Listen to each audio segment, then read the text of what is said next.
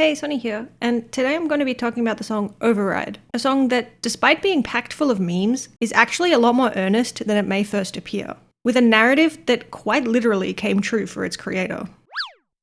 Override is a song by Yoshida Yasei, and is sung by the synth V version of Kasane Teto.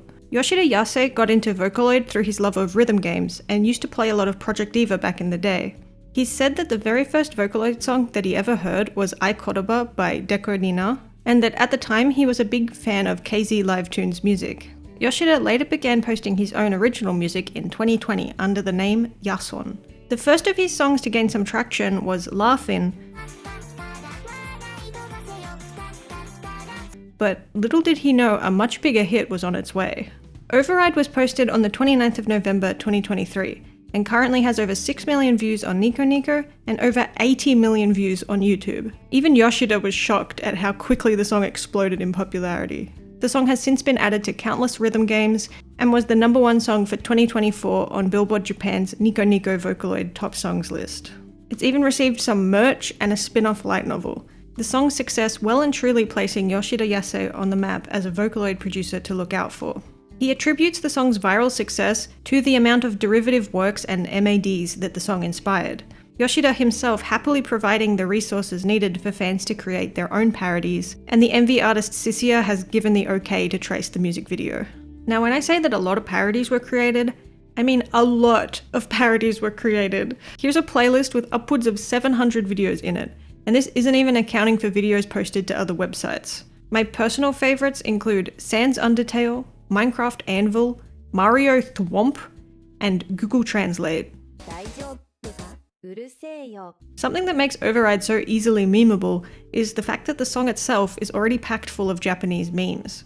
This is what Yoshida has said about their inclusion. Tongue-in-cheek memes were just right for balancing out the barbed lyrics, making it more joke-like. The music itself also has a light feel, but the sharp lyrics fit in smoothly. I feel like there was just this miraculous balance of different elements. I don't think Override would have had the same feel to it if it were missing the memes or if the melody were different. So then, what is Override even about? Well, there are various ways that you could interpret it, but at its core, Override is a song about being frustrated with the current state of your life, as well as the world at large. So you fight back and desperately try to override the hand that you've been dealt in life. Yoshida has said that Override is themed around himself, and that he wrote it a year after leaving his previous job. It was a song born out of desperation, and while the creation process itself was impulsive, Yoshida has said he put a lot of thought into the lyrics. Yoshida previously worked as a programmer, and you can tell, as Override is entirely built around that programming term. And I'm just going to read out how Yoshida himself has explained the song here. Once I decided on the title Override, I wrote lyrics that matched that aesthetic. Back when I was writing programs, I had this vague feeling that life is all functions. A function is a system where you input something and the system outputs something else. In our lives, it's like our birth supplies the input conditions and our death is the output of the function. Everything that happens in our lives, every event and every outcome, are a series of causes and effects. There are a countless number of these functions chained together, so each person is like a program. I think some of those functions work against us. For example, your cultural capital differs depending on whether or not you were born in Tokyo. There are also functions that block access to things because of your bad luck. That's where the concept of override comes from. Overriding is like using a function with the same name to perform completely different operations. I think you can override these programs if you make enough of an effort though. I moved to Tokyo from Hokkaido last June. Override has the frantic frustration that I felt before I came to Tokyo and before Override became a hit. Living out in the countryside, you face this downward spiral of, I don't have access to this and I don't have access to that. By coming to Tokyo, I wanted to break this cycle. You uploaded Override last November, and then the number of plays started skyrocketing. Although it did take a little time after coming to Tokyo, it feels like you really did override your life. Indeed, perhaps I overrode my fate. Before we look at the song itself, I want to talk a bit about Teto as well, since her background adds a lot to her being the singer of this song. Kasane Teto was originally created as an April Fool's prank on the Japanese text board 2 channel. This is why the numbers 0401 are incorporated into both of her designs. While Teto wasn't actually an upcoming Vocaloid like the prank suggested, an Utao voice bank was still released for her, and she became quite popular regardless. Later being officially recognized by Krypton and appearing in Project Diva as a DLC character. while there were attempts to create a teto voice bank for the Vocaloid engine, one was ultimately never released, so she remained an utao. Flash forwards to April 2023, 15 years after Teto's initial release, it was announced that she would be releasing as a commercial synthesizer V AI library. She received a shiny new design and very quickly exploded in popularity. Billboard Japan dubbing 2024 the year of Teto, as she featured on 4 songs in the top 5 of their top Vocaloid songs of the year list. So in a way, Teto also clawed her way up from the bottom and overrode her fate. Now onto the song itself. This MV is illustrated by Sisia and put together by Yoshida Yasei.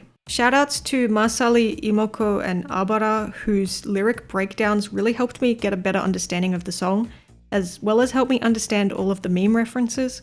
Yes, I am about to explain memes to you. I am aware that that is inherently a very silly concept. The song wastes no time jumping straight into things, with Teto bobbing along happily to the upbeat instrumental. Her outfit is worth mentioning too, as some people have theorized that it looks similar to the Japanese McDonald's uniform, perhaps implying that she's working a minimum wage job. These first few lyrics are pretty straightforward, the Badlands likely referring to any sort of unfavourable living conditions. So just because you're born into a bad environment, does that mean that you're destined to have a bad life? Throughout the MV we can also see that some of the lyrics have English furigana, which will become relevant later. Here we see Teto is trying to escape from this predetermined bad life by leaving the countryside. Despite this valiant effort to escape though, the tables are easily turned on Teto and she finds herself out of luck again. Of course, out of these 2 options you would pick the bright future, and then we get the first of the memes. This one being a reference to the game El Shaddai, where the usual response to this line is, "No problem, everything's fine." Except instead the response in Override is a much more aggressive "shut up," which is referencing yet another meme called Power K Hiroyuki, which is an edited image of Nishimura Hiroyuki, who is the founder of 2channel. This image and phrase is also specifically used in Vocaloid song parodies. When these 2 phrases are paired together, you get the sense that someone is asking Teto if she's okay, but because she obviously isn't, the question just comes off as patronizing, so Teto tells them to shut up. Then we get to the chorus, and Teto is seen doing the song's iconic little dance. Teto says that she wants to try and override the function that's dictating her lackluster life, but that's easier said than done. And this next line is really hard to translate because there's no pronouns, so I might be a bit off with it.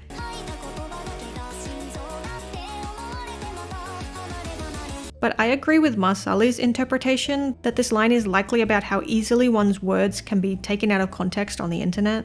Yoshida has also tweeted this in relation to this lyric. To those of you who write articles or make statements in places that will remain on video, let's make sure to be very careful when choosing our words.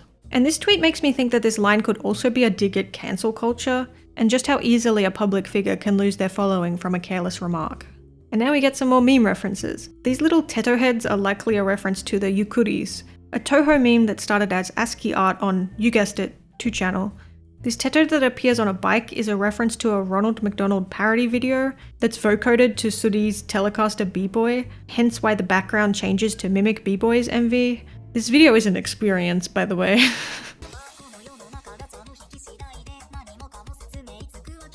These lyrics are framed as being things that other people have said to Teto, everything being determined by a gacha pool referring to the slang term parent gacha, basically meaning that we don't get to choose our parents. So some kids can quote-unquote win the parent gacha by being born into a wealthy family, for example. And this sentiment ties back in with the opening lyrics. Next is a remark that you can do basically anything you want in life as long as you have money. Teto doesn't though, so they tell her there's no way she's getting out of here, out of her bad situation. And then Teto cuts them off, declaring that she's never coming back to talk to them again. And this is yet another meme reference to the game Tamagotchi Connection Corner Shop. In this game you run various different shops and the goal is to make sure all of your customers are happy so you get a good rating. However, if you fail to please the guests, they'll tell you they aren't happy with the service. And this particular meme is the line that Maruchi says when you get a bad rating. Mo konai kara ne. In the Override MV, we can see that Maruchi and Memechi have been drawn with Teto and Miku's hair.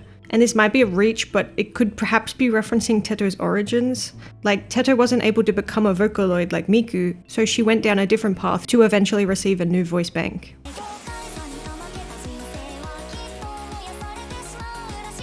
Now we reach the second chorus, and Teto says that a life where you actually give it your all and aim to make something of yourself is sure to eventually go up in flames.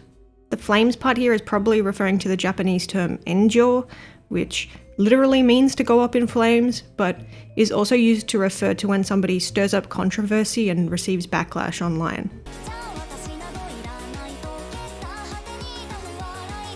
And then once you've been flamed and kicked to the side, you probably won't feel like there's any point in thinking outside the box anymore. So instead you become a sheep and blend in with the crowd. The fact fu wa raido rhymes with o ba raido and has the opposite meaning is a really cool detail too.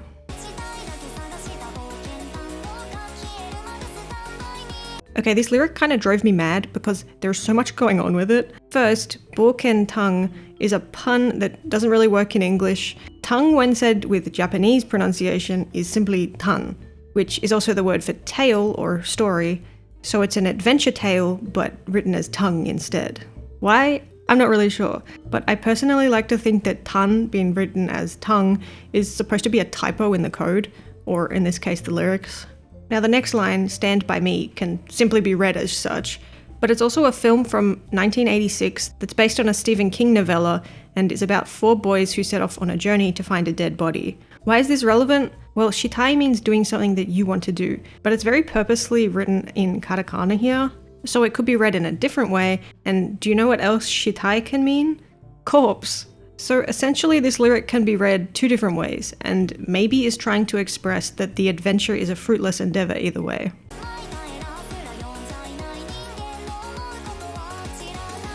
This lyric also confuses me, but I interpret it as Teto, and by extension Yoshida, simply giving up on trying to understand other people. The word error is subtitled as both error and exception here, which are both programming terms. I'm not a programmer, so feel free to correct me on this, but from what I understand, errors are a serious flaw in a piece of code and it stops the whole program from running, whilst exceptions are expected and are easier to fix. So maybe some of these perceived errors are actually only exceptions that could be fixed if we put the effort in. But at this point in the song, Teto has rejected that notion entirely and given up on trying to understand humans. The way the little tetos fall during the cool synthesizer solo reminds me of streaming platforms like Twitcast, where donations just fly all over the screen. Then we reach the final part of the song, and honestly, these are probably the most pointed lyrics of them all.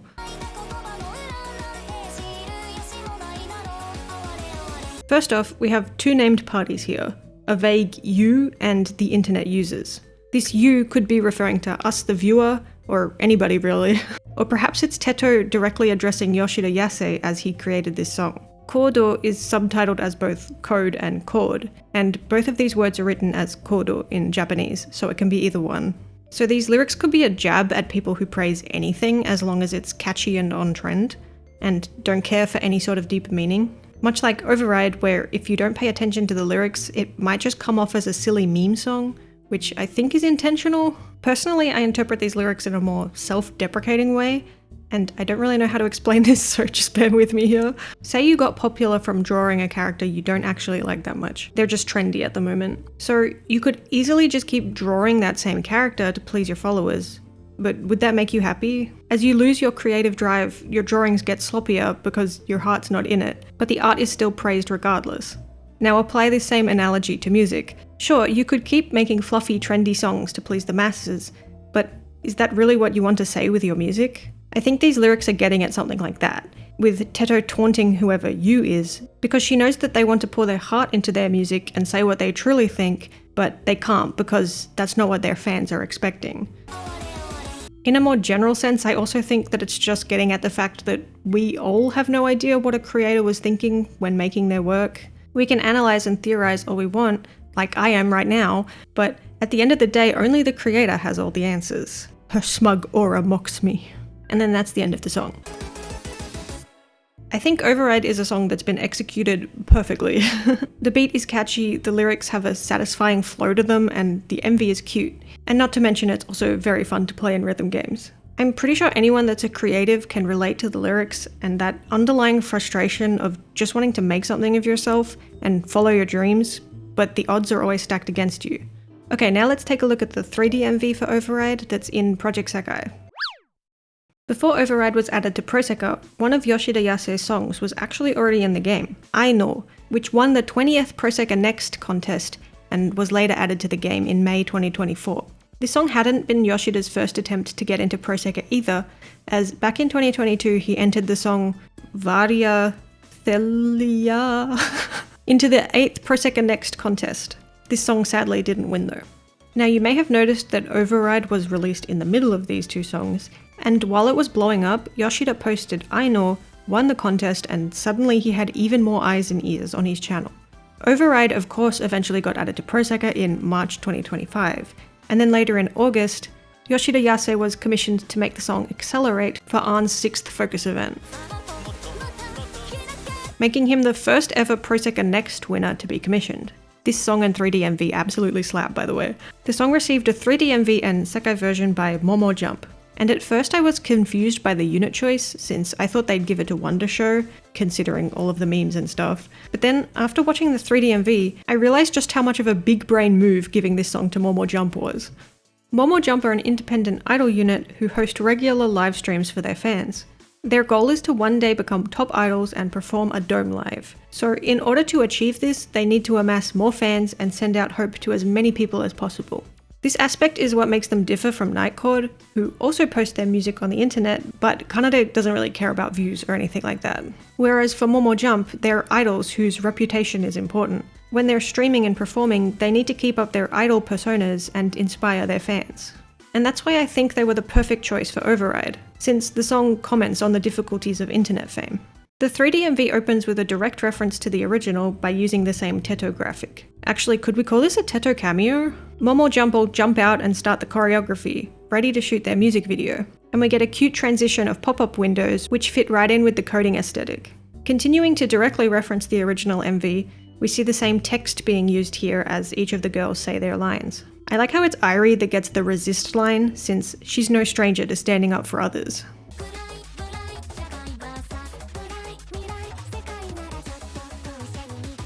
This whole sequence is really cool, and you can briefly see the bright Mirai sign sparkle as if indicating that that's the path that's been chosen.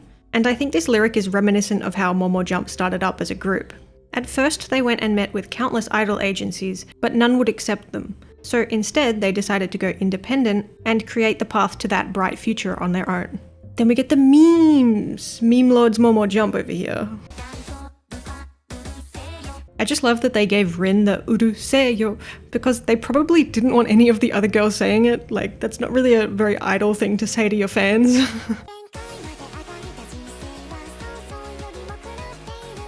We get to the chorus and they all do the exact same dance as Teto in the original MV. The choreography for this song is so fun, I love it. I like that Minori gets this line here because she was over here failing 50 idol auditions in a row, but still keeping at it. Honestly, I think the narrative of overriding your own fate applies to Minori the most here, as she was able to make her dream of becoming an idol come true through sheer willpower and refusing to give up. Then as Irie says override, the pop-up windows return, saying that a serious error has occurred, and then we see Momo jump against a green screen.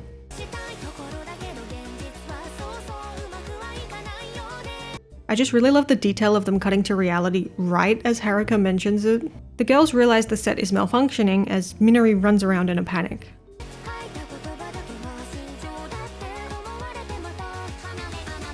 Shizuku comes over to calm her down, and it's also Shizuku who gets the line about assuming one's words are their beliefs. And this ties in well with her history with Cheerful Days and how she essentially had to play a perfect version of herself and not let her true feelings show. Eventually the crew get everything back under control and give the girls the okay to continue. The pop-ups say update in progress and the background returns to what it's supposed to be.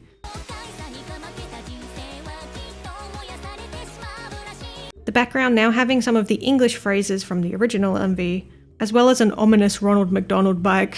There's even little Momo jump clovers that I just noticed now. They continue to be so mean with the lines they give Shizuku. And then I love how when Minori says to stand by her until she disappears, the camera so intentionally cuts to Haruka and she gives a warm smile.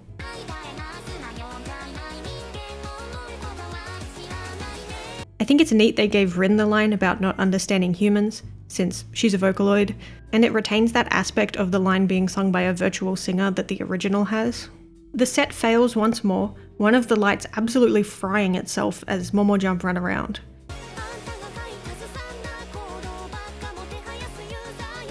The graphics all start glitching out behind them as I imagine the producer is just spilling coffee everywhere or something. The little chibi heads are reminiscent of the little tetos that fall during the synthesizer solo, and all of the text on the blue screen are English words from the song.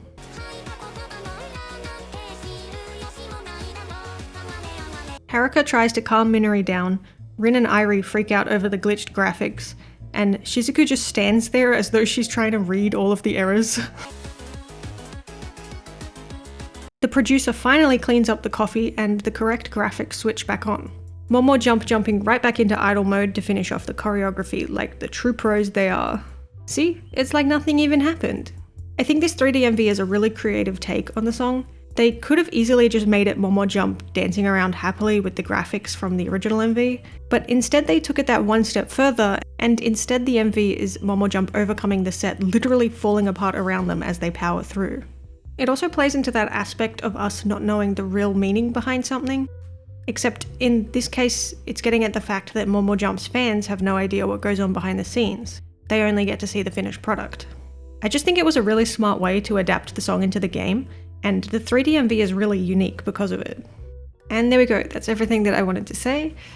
Feel free to leave your thoughts or interpretations of Override in the comments, or your thoughts on the 3D MV or anything else I've mentioned. I'd love to read your opinions. But yeah, I am going to stop talking now, so thanks for watching and goodbye.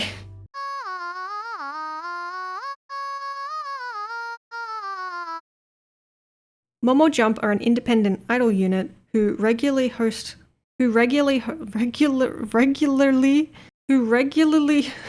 say the word. Who regularly